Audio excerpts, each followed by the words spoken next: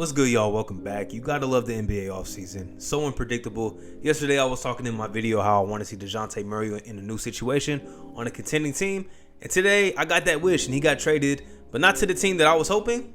But he did get traded to a good situation that I think is gonna pan out very well.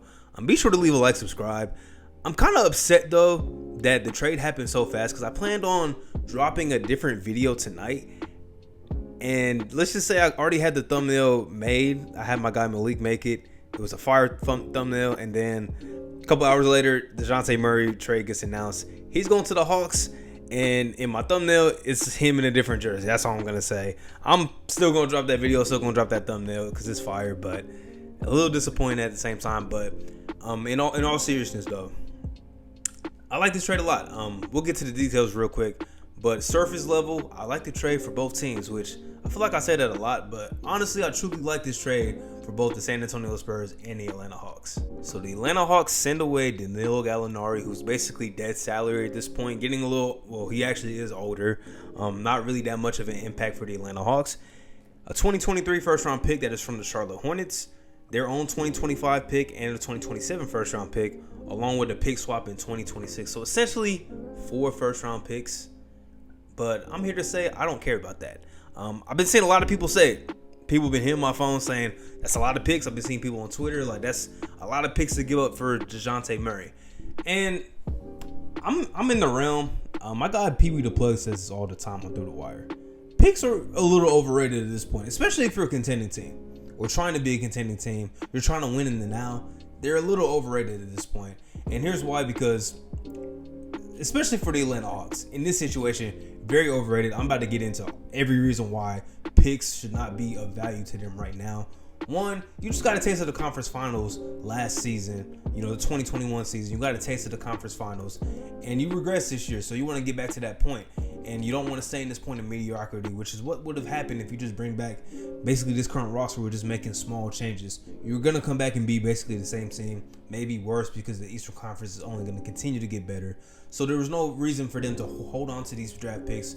And in this case, they didn't have to give up Kevin Huerter, didn't have to give up DeAndre Hunter. John Collins is still part of the team, whether you want to keep him or not. Clint Capella's still there. You got pieces. You still have pieces that you can still trade. And I apologize if my mic is messed up still, but yeah. Anyways, continuing on, they got pieces still if they want to make some more moves. Whether it is a John Collins trade or Kevin Huerter in a package, they have the pieces to make matters work, which I like a lot. And they already have so many young assets, young players on this roster. Trae Young's still a young guy. Hunter, Huerter, John Collins. You just drafted Jalen Johnson last year. He had trouble getting on the court. You had to trade away Cam Reddish this past season because he wanted more minutes. You didn't have the minutes to give him. And then you just drafted AJ Griffin, who was a lottery type talent. You just drafted him. So, you have to find a way to give him minutes. There's no point for them to keep holding on to picks because you already have so many talented players on your roster. And you got to make, a move that is pushing towards, we're trying to be a really competitive team, not just make one conference finals run. We want to be the elite of the Eastern Conference. So that's why I say picks are overrated, especially if you're a contending team.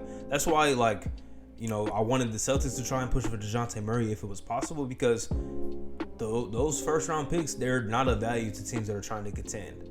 And the Atlanta Hawks are trying to contend. They're not just trying to be some mediocre franchise. They're making moves that are saying we want to be a competitive team. We want to be really good. We want to get back to the conference finals. We want to have a chance to reach the NBA finals. So I like this trade. I like the aggressiveness. They wasted no time, man. They pounced on it as soon as the opportunity came. And yeah, if you want to say 3 or if it's technically 4 first-round picks, if that's a lot, okay, that's fine. It has a chance to backfire, but it also has a chance to be very successful. I see people looking at the downside. It has a chance to be very good as well. Dejounte Murray was just an all-star. And we haven't seen Trae Young play with this caliber of player, which is why it's a little bit of a mystery at the same time because Trae Young's always been on the ball. Basically since I've come to know Trae Young as a basketball player, he's been on the ball. He's probably been on the ball his entire life as the main focal point of the offense. So it's going to be different to see him playing alongside somebody. But we saw Luka was able to adjust last year. Brunson came along, had a breakout year. Spencer Dinwiddie came on and, was commanding a little more touches out of Luka's hands. and great players are able to adjust. I don't really have a fear of Trae Young being able to buy in and adjust. If it means winning more games, I think Trae Young will be willing to do that. And Dejounte Murray is somebody that is good enough to take the ball out of Trae Young's hands. Defensively, an upgrade at that backcourt spot. I'm going to take a lot of pressure off of Trae Young just on that side of the floor alone. And then you factor in, like, Mans was efficient.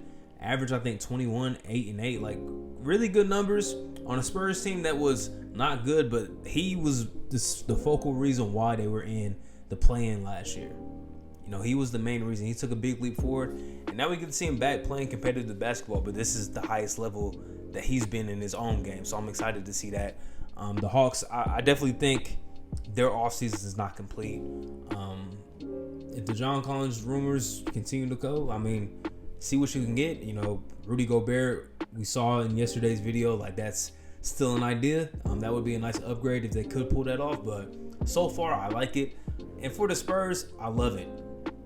I love teams that are set on one direction.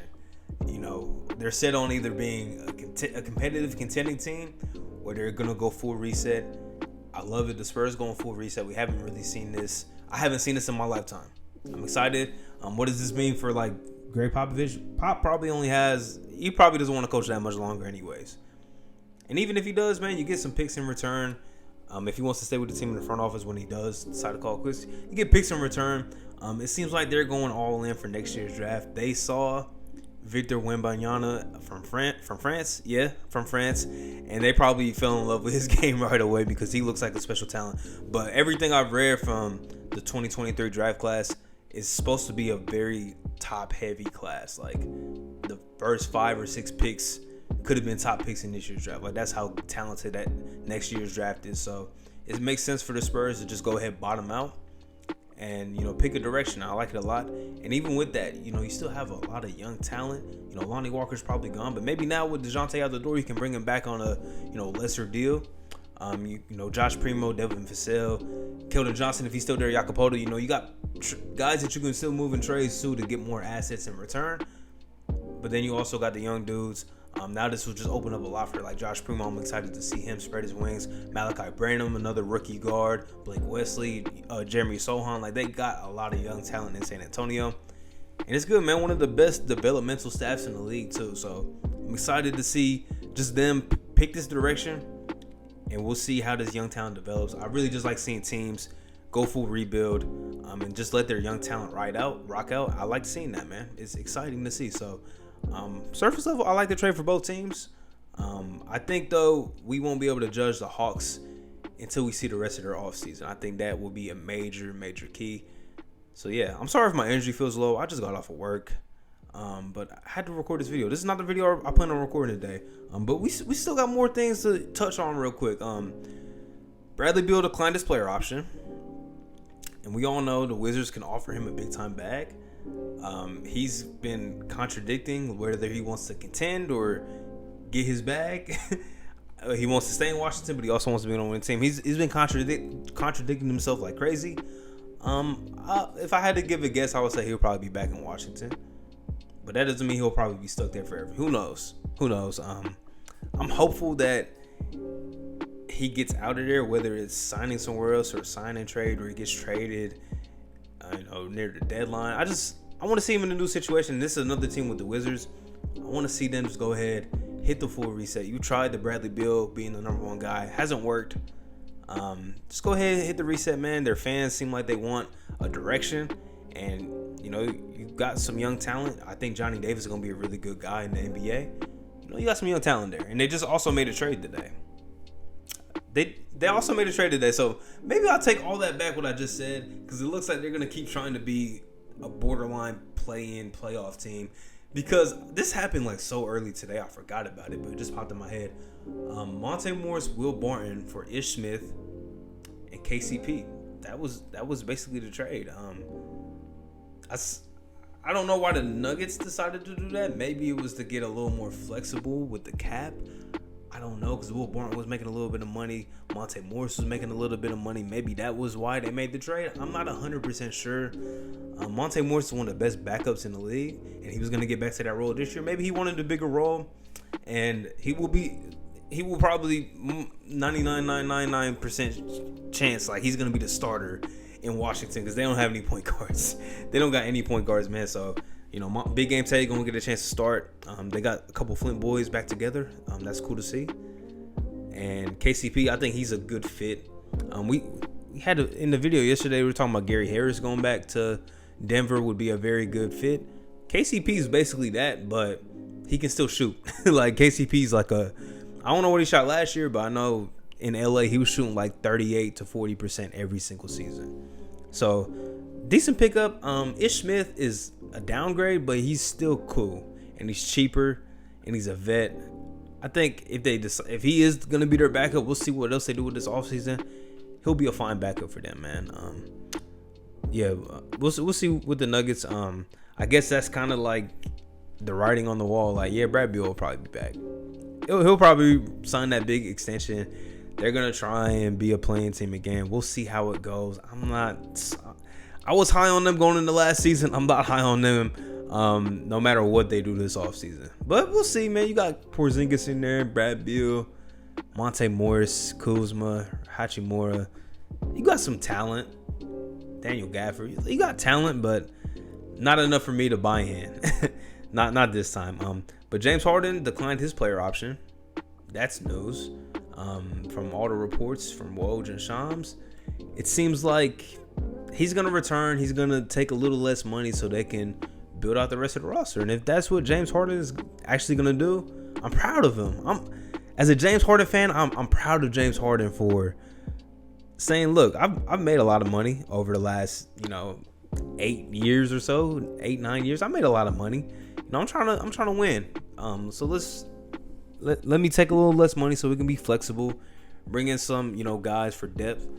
I like that. Shout out to James Harden if that's what he actually decides to do. Good for James. Good for James. I'll be interested to see what his contract does look like, though, how long his deal is going to be.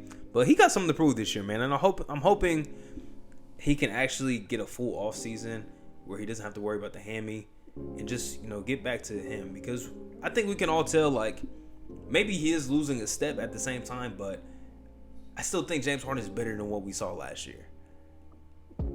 Even though I've been super critical of him, but as one of my favorite players, I feel like I get to be critical. And so, I feel like he has something to prove. Seems like he's serious now. Like he's actually being serious. So we'll see how that goes. But yeah, that will give the Sixers a lot more flexibility, maybe to bring in the Andre Drummond. Like you never know. There's some other like smaller things like Bobby Portis declined his player option, which is smart because he was only making like $4.9 million. Very smart. He'll probably get more money than that because he was very good last year. And then like Dante DiVincenzo declined his. He'll be unrestricted. Just some other small ones. Like nothing crazy. But free agency is almost here. Like we're right there. The Dejounte Murray one was the big move. That was the big move.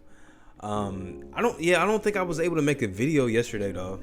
Like I think the trades happened after my video came out. The Alec Burks Nerlens Noel move. I don't know if I mentioned it yesterday, but that happened.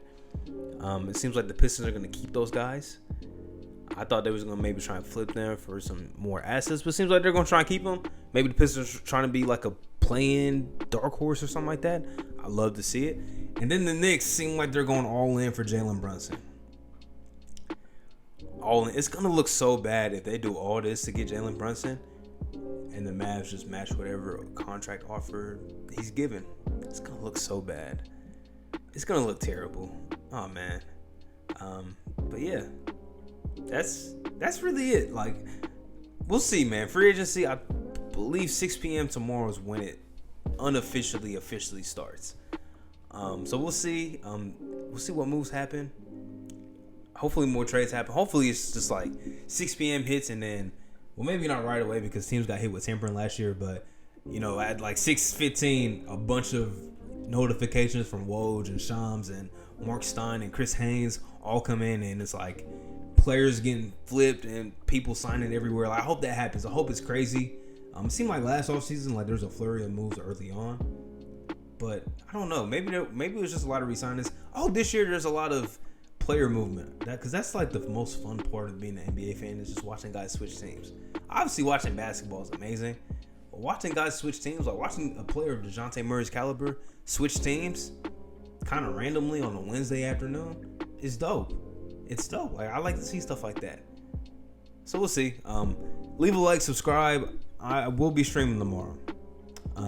It'll probably be 7 p.m. So I'll be a little late to the party, but hopefully we'll have stuff to talk about. I just hope we'll have stuff to talk about by that point. I'm sure we will. But yeah, this has been Reek. Subscribe. Make sure you got post notifications turned on. 7 p.m. tomorrow. We streaming. We're going to be talking a lot of basketball. I'll catch y'all then. Peace.